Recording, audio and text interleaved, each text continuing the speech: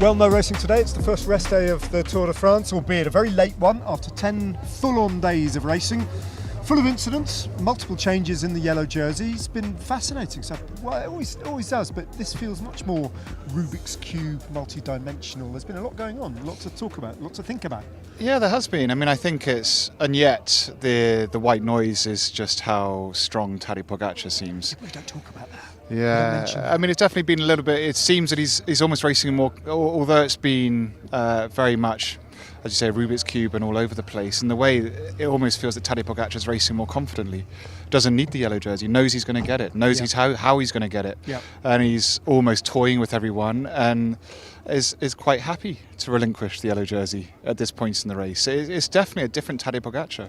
Yeah, absolutely. And we've seen the sprinters sharing out the spoils. Jasper Philipsen winning, crashing out. Malia with 2, Milan.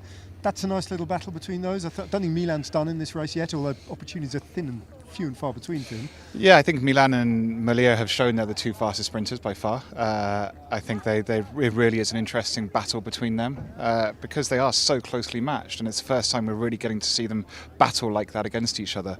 And without Philipsen, it's made it all the more interesting because we will never know how Philipsen compares to them because it's just different. It's gone up the road. And Mathieu van der Poel, of course, now relieved of his duties of leading out Jasper Philipsen because Caden Groves doesn't quite look as if he's on the right level. It's just unleashed. Yeah, the beast is unleashed. Yeah, he seems to be just having fun. Yeah. I mean, that's what's really Which hasn't interesting. always been the case at the Tour. No, and I think the fact he got that stage win, got yellow, it's just allowed him now. And without Philipsen here, they've fulfilled their Tour de France in many ways. From now on, he can just do what he wants, and he really is doing what he wants, which is great. And just finally, I mean, the first mountain stage of the Massif Central, where Healey ended up in the yellow jersey, where Simon Yates ended up winning a stage again, a third stage for him. And one of the details that kind of got lost in the mix was how good Oscar Onley looked, I thought, on that stage. Oscar Onley looked phenomenal, and I think it's the fact that he was responding to attacks, he was present. I think he really is. It's looking good for him. I mean, I think he will readily admit this is about as much as he knows about himself, these are the length of climbs where he's confident. When we go into the high mountains, it's going to be a brave new world for him. But the way he's looking, I think he can be optimistic. Yeah, it was pointed out to me online, not by me, I didn't make this up, that he is 7th in GC and deserves the nickname Oscar Onley 00007. And here he is in the leaderboard, still, despite everything, in 7th place. But it's all concertinaed closer towards him, and the guy who's vulnerable, I think, is Kevin Vauquelin to Oscar Onley. Yeah, Kevin Vauquelin he was in trouble, and that's not going to be encouraging for the stages ahead. Whereas Oscar Onley looks great, and I think everyone else looked pretty well matched, actually, apart from Tadej Pogačar and Vingegaard, who, as usual, were head and shoulders above. And here's Ben Healey talking yesterday after assuming the race lead and taking his first maillot jaune. Well done. You're taking yellow jersey back to the black country, but how hard were those final 3 kilometres for you? Yeah, it was insanely tough. You know, it was a really a battle against myself, and I just had to dig in deep. And my teammates put in so much work for me today, Harry and Alex, and I just really wanted to pay them back, and I'm so happy I was able to do that in the end. With about 30 kilometres to go, it seemed like there was a decision. I'm going for the jersey now, not for the stage. How hard was that decision? Because in Ville-Normandie, when you won, the gap closed so quickly. It was a big risk. Yeah, exactly that. But you know, I kind of gambled a bit because I had the stage win in the bank, and I mean, how often do you get an opportunity to put yourself into yellow? And I felt I had to take that with 2 hands and really go for it. The team was absolutely fantastic today. Harry Sweeney and then Alex Baudin at the front. How much was that win down to them? Yeah, it wouldn't have been possible without them. You know, Harry's an absolute truck, and Alex just kept on going as well. So it's all thanks to them in the end, I think. Fantastic, Ben. Well done. And that brings to an end the first block of racing, doesn't it? I mean, when you think back to the origins of the Tour de France in 1903, they had a rest day every other day, so that was pretty lame, wasn't it? They were doing 450 Ks or something a day. 486. 486, so yeah, it was a bit harder. But no, it is quite rare these days very rare since the 1990s, I think, was the first time we had a block of racing at Tour de France so long. So yeah, they'll be very happy for the rest day. Do you think you could name the first 4 stage winners, just straight off the top of your head? Who won the first stage? Who won the first stage? Jasper Philipsen. Yeah, God, I'd forgotten. Second was... I've got it. Mathieu van der Poel. Third stage, Dunkirk. Forgotten. Jonathan Mee? No, didn't win till it was Tim Melier. Melier. Was it? I think. Then fourth was Pogacar. That's what it does to you. Yeah. You lose track. So here's a man who's going to help us get it all on track. Matt Rendell has been sort of crunching the numbers of the first block of racing. The first rest day is a chance to look back at all the action of the first 10 days. So let's take a deep dive into the numbers. So far, there have been 1,687 kilometres raced in 7 of the 11 regions of France that we're visiting on this year's edition. Interestingly, there have been 72 kilometres of pre-stage neutral zone. That's almost double the number of time trial kilometres in this year's tour. The jerseys have been changing hands with multiple owners of the yellow, green, King of the Mountains and Best Young Rider jerseys so far. Despite having had only one mountain stage so far, the riders have climbed 20,735 metres. But considering there are 32,804 metres still to be climbed, let's not get ahead of ourselves. In the back half of the race, we've got 5 mountain stages, 2 hilly stages, 2 flat stages, 1 mountain time trial, and 1 final stage into Paris. Of the 184 riders that started, only 172 finished yesterday's stage, after the usual unfortunate, but probably statistically inevitable crashes. There are still 1,649.1 kilometres to go, so we're just over halfway. But as the race leads to the mountains, there's still a very, very long way to go. Here's another number for you. There are 3 sets of brothers here in the start list of the Tour de France, and they're all still in the bike race. You've got the Yates twins, you've got the Paré-Peintre brothers, Valentin and Aurélien, and you've got another set of twins as well, Tobias and Anders Johannesson. But none of them matter, because let's hear from a more important set of twins, Leo and Jack from the Welland Wheelers.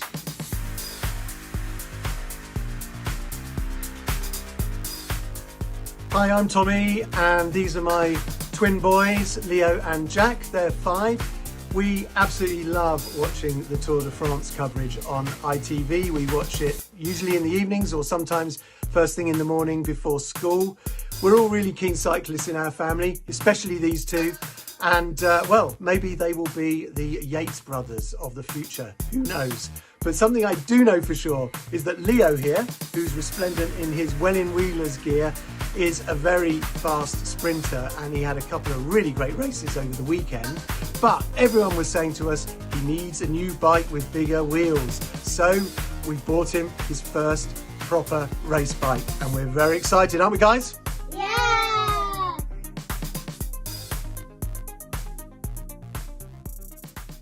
Okay, time to respond to some of your questions.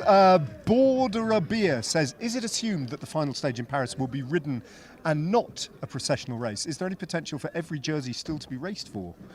Well, normally that's a sort of like totally understandable question, but this year, and it still is, but this year, I mean, it's different, isn't it, anyway?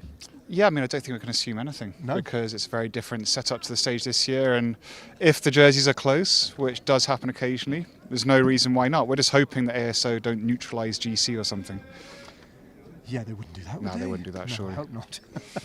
Let's hope it's close. I think that's what everybody wants to see. Geraint Rowlands asks, has there been a previous Tour de France where one sponsor is funding 2 teams? Is there, sorry, it's a bit windy, a potential of conflict of interest with TotalEnergies? UEFA in football have taken in action against Crystal Palace about ownership. Is there a similar issue here? I don't think technically there's anything legally to stop one sponsor sponsoring more than one team, is there? I don't actually know. I mean, there can't be, because otherwise they wouldn't be doing it. Yeah, although they're not technically a headline sponsor, are they? So Ineos Yeah. Grenadiers have not changed their name of their No. team yet. So I don't know if there's a precedent, to be honest. But I don't. But I mean, they wouldn't be the Tour de France if the rules didn't allow it.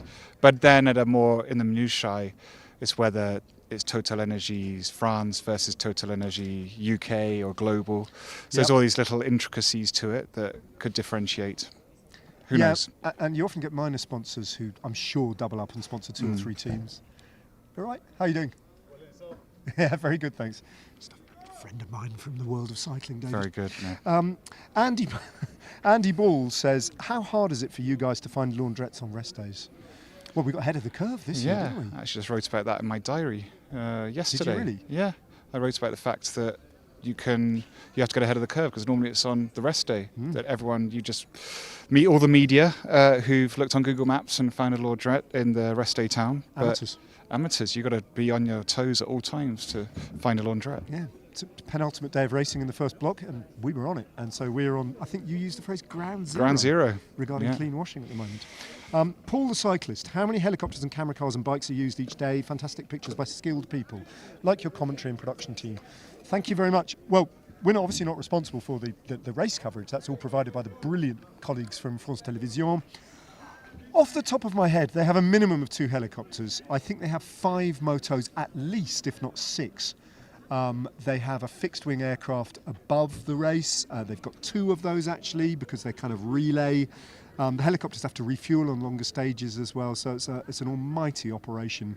And then they've got about, I think, 300, 350 staff on the ground making it work. And France Télévisions are the people who provide the pictures. Elton Pritchard says, best wine you've had so far, fellas? Well, David, you don't drink wine. I don't drink, so... I do. And it's got to be... Well, it wasn't last night. No, it wasn't. No. It was a Puy-Fumé. Puy-Fumé. Thank you for remembering. Yeah, no. Can't remember where we had it, though. Dinan. Way back. Amazing. Yeah, there you go. The Puy-Fumé, which is a very crisp white wine. Callum Holmer says, hey Ned and David, how much are you looking forward to the Tour de France 2027 Grand Depart in Grande-Bretagne? What do you think the 3 British stages will look like? My prediction is Edinburgh to Glasgow, Newcastle to Leeds, Birmingham to Cardiff. I'm not sure about that last one because I don't know how we then get That's from a Cardiff logistical nightmare, yeah. I've got a feeling that we're going to head to Dover. Folkestone, Canterbury, somewhere like that, where it finished in 2007. So East and then Coast. Everyone gets across Kent. So my guess is Edinburgh, Glasgow, could be. Possible. But they might take the race south rapidly from Edinburgh so that the transfer the next day isn't an almighty transfer. My guess is the next day will be in Wales. Do you think they'll go that far? I think so, potentially, because we'll see. We might have to finish in Wales.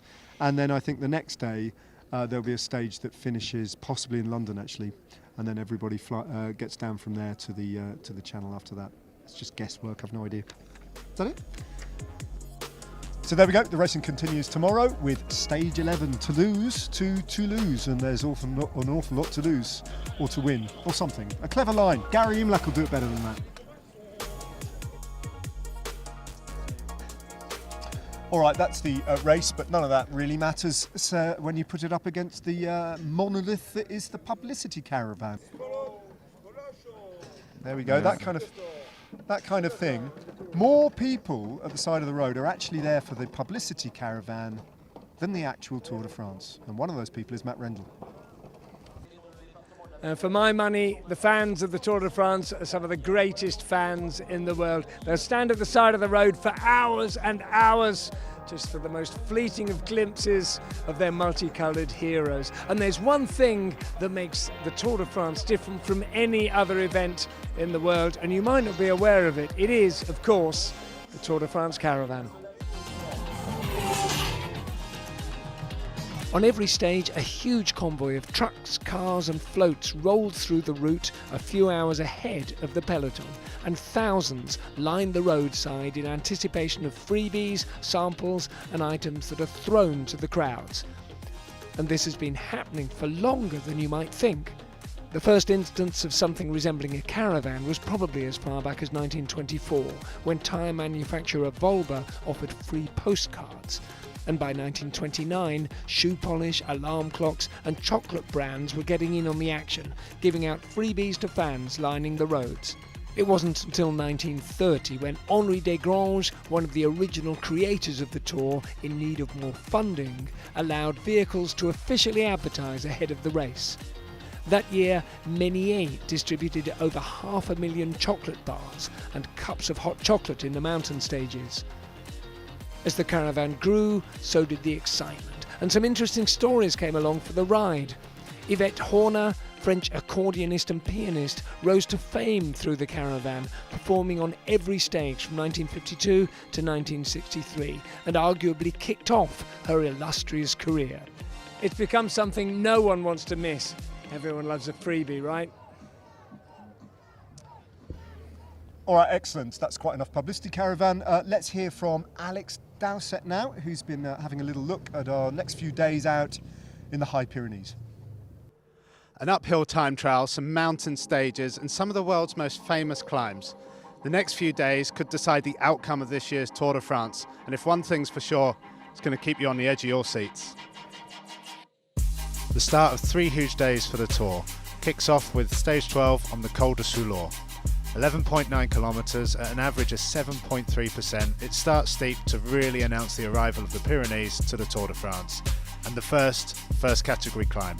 The Gruppetto will be happy that the climbing is at the back end of this stage, but this is a day which might really shake up the GC. The final ascent snakes its way up to just about 1,500 metres above sea level, but that's not all that stage 12 has in store.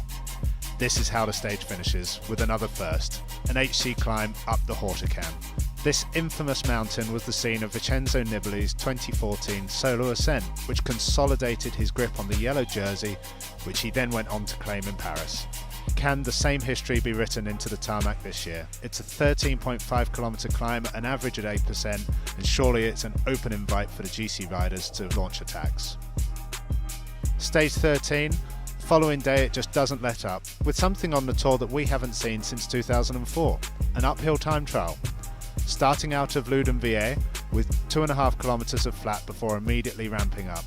Equipment selection will be fascinating here, as there isn't enough flat terrain to warrant a bike change, but there's enough for it to be a consideration for team setups. It's an opportunity for time gaps to appear at the top of the leaderboard, and Jonas will be undoubtedly hoping for a better TT. And as if that wasn't enough to split the bunch, stage 14 contains one of the most iconic climbs in France, the Col de Tourmalet. If you look up intimidating in the dictionary, this climb would surely be the definition. Staring up from the bottom, riders will be able to see the full 19 kilometres all the way up to the summit. And to add insult to injury, there is an intermediate sprint at the base to kick things off. This climb winds its way up past ski lifts and passes well above 2,000 metres to the summit, the highest point on the route in the Pyrenees, but worryingly, not the highest point on the Tour.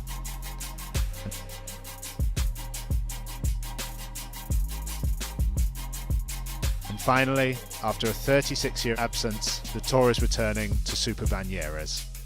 This climb doesn't ever let up. It's 12.5 kilometres and it ramps all the way up to the end of the stage. There promises to be as much of a fight at the front as there is the back. Survival is a key word to this grueling day as the riders switch back and forth as they ascend above the tree line. Thanks very much, Alex. 3 potentially huge days in the general classification in the High Pyrenees. Now, you've been voting in the all-time legends of the Tour de France knockout tournament, and the round of 32 is now complete. So, facing off in the next round, we've got Eddy Merckx versus Richard Virenque. Yep, that's a done deal. Alberto Contador against Chris Froome, which is an interesting one. Mark Cavendish against Cadel Evans, 2 rather different riders. Gino Bartali against Bernardino, that's a good one. Bradley Wiggins against Jacques Anquetil. Jonas Vingegaard against Sean Kelly. Tadej Pogacar versus Peter Sagan. And Bernard Thévenet against Big Mig Indurain. I, for one, am going to be on the edge of my seat to see who gets the public vote between Eddy Merckx and Richard Virenque. We'll find out, though, in due course, but do stay tuned as normal service on Today at the Tour resumes when the racing starts again tomorrow.